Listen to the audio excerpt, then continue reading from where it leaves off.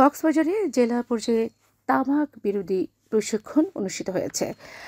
আজ জেলা প্রশাসকের কার্যালয়ের সম্মেলন কক্ষে ধূমপান ও তামাকজাত দ্রব্য ব্যবহার নিয়ন্ত্রণ কার্যক্রমের আওতায় এই প্রশিক্ষণ অনুষ্ঠিত হয়। এতে প্রধান অতিথি ছিলেন স্বাস্থ্য ও পরিবার কল্যাণ মন্ত্রণালয়ের স্বাস্থ্য সেবা বিভাগের অতিরিক্ত সচিব মিস মনোয়ারা ইশরাত। তিনি বলেন, নিজের সদিচ্ছা আর সচেতনতা বৃদ্ধির মাধ্যমে তামাক বা তামাকজাত দ্রব্যের ব্যবহার অনেকাংশে কমানো সম্ভব। অনুষ্ঠানে সভাপতিত্ব করেন জেলা প্রশাসক মোহাম্মদ সালাউদ্দিন। সভায় সিভিল সার্জন ডাক্তার মোহাম্মদ দুল হক সহ অন্যান্যরা বক্তব্য রাখেন।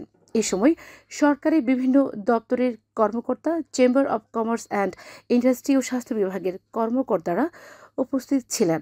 প্রশিক্ষণে তামাকজাত দ্রব্যের উৎপাদন, ব্যবহার এবং বিপণনের প্রভাব ও তামাক নিয়ন্ত্রণ আইনের যথাযথ প্রয়োগ সহ বিভিন্ন বিষয়ে আলোচনা করা হয়। পরে জেলা পর্যায়ে তামাক নিয়ন্ত্রণ আইন বাস্তবায়নে জেলা টাস্ক ফোর্স কমিটির ত্রৈমাসিক সভা অনুষ্ঠিত হয়।